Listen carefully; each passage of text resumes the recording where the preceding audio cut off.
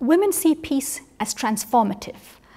They would like to see peace bring about a genuine change in society and not simply go back to the situation in which society was before the conflict. So they do want to see the root causes of conflict addressed, but they also want to see an improvement in the situation of women themselves. The worst victims of conflict are women, that the disproportionate burden in conflict is borne by women, then surely they should have a say in how a post-conflict situation is decided. If only men, they will see the power and struggle and politics and democracy. They speak very big things. Being a woman will be a challenge to get into the table of negotiation. But brokering peace is a total different thing than sitting in the formal talks. Formal talks, what normally men believe is that women are too emotional, they'll give too much. There's always that common identity as women. So even though national agendas, even though other identities may intervene in terms of one's national or ethnic identity, there are always those spaces that one can share because there's a commonality of women's oppression. If women are on the peace process, the possibility of the agreement staying is greater. Is the one which is going to negotiate with the Taliban? In this case, there's no question of negotiating. So we can do that. I mean, we can take responsibility of bringing women from Afghanistan and making all the Afghan women, talking about Afghanistan is controversy enough, right? But is that the way we want to frame it? You know, we have to think. And we can bring some Afghani media with us too.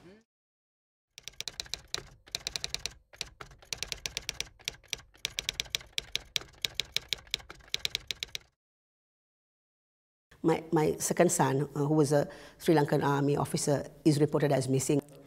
For me, my personal experience is I have experience of exactly being, you know, what you call the conflict resolution terminology, the shuttle diplomacy between the LTT and the government of Sri Lanka.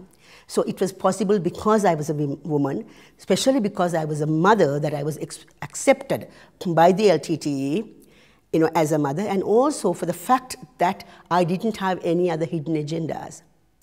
Truly, I didn't want anyone to die, whether it's from the LTT side or the government side. At that time, I didn't even know that this was a significant contribution towards the peace process. In fact, when I took 7 mothers initially to meet the LTT, I never even knew that we are broker in the ceasefire. You know, when you turn and look back, then only you come to know that this particular act, which was through emotion, through the love of the children, really wanted to know what happened to my son and the other sons. That we went, but it have really made a significant difference in the process of peace building in Sri Lanka.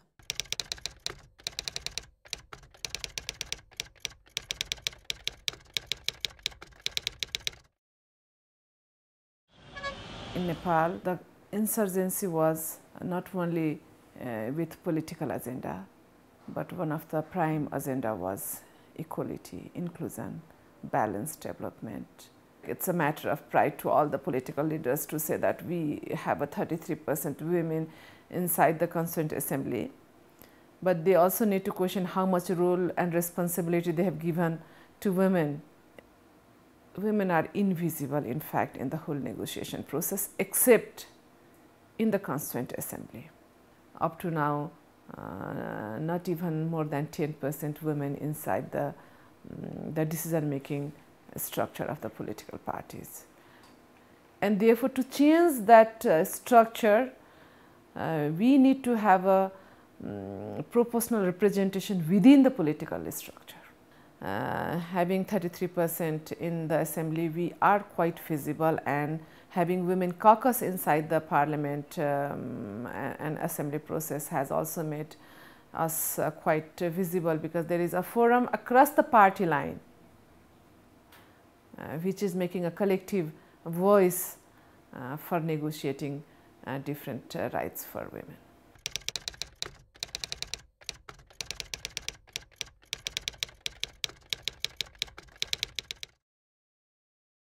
Right after the meeting facilitated by the Humanitarian Dialogue Center failed in Tokyo in 2003, the Indonesian government launched a military operation.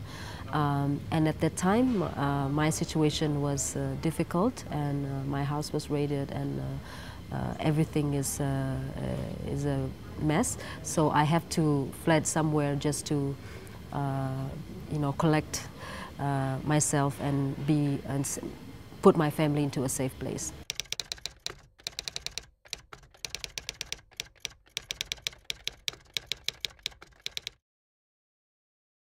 There were two peace processes before, facilitated by the Humanitarian Dialogue Center, but it was failed in 2003.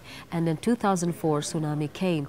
That triggered the movement, Free Aceh movement, to rethink. Actually, the first 5 years stage of peace is what we call the beginner. There are layers of others, more homework to come and more work to go. We have problems with democracy. Now the Free Aceh movement fighters are in the power, but again we question their quality and also capacity and also their democratic thinkings.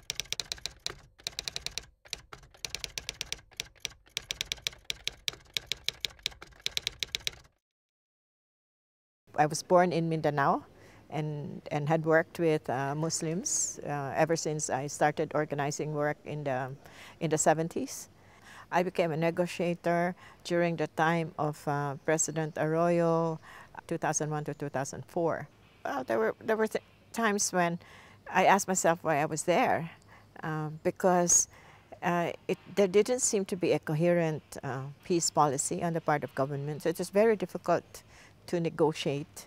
2003, for example, we had just gotten the cabinet cluster and security to approve the draft of the final peace agreement we were going to present to the MILF. And then lo and behold, 1 week after, the armed forces bomb. And we weren't told about this. And so that's when I and others started Mothers for Peace. We started a campaign to stop the bombings, to have a ceasefire, to declare a ceasefire, and to go back to the negotiating table. I think in a matter of less than 3 months, we did get a ceasefire.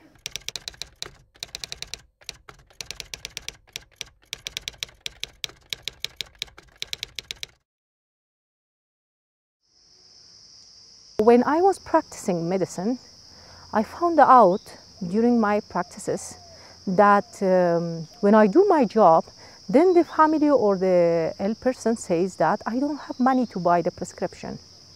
So this part made me to think of the bigger problems that the society and the country has, why people are poor. So this brought me into thinking politically.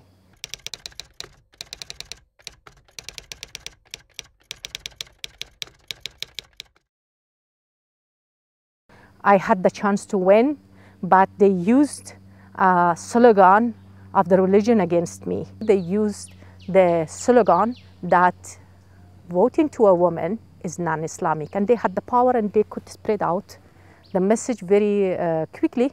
So the feelings and all those emotions of support to me from people's side got cooled down. There was a question made.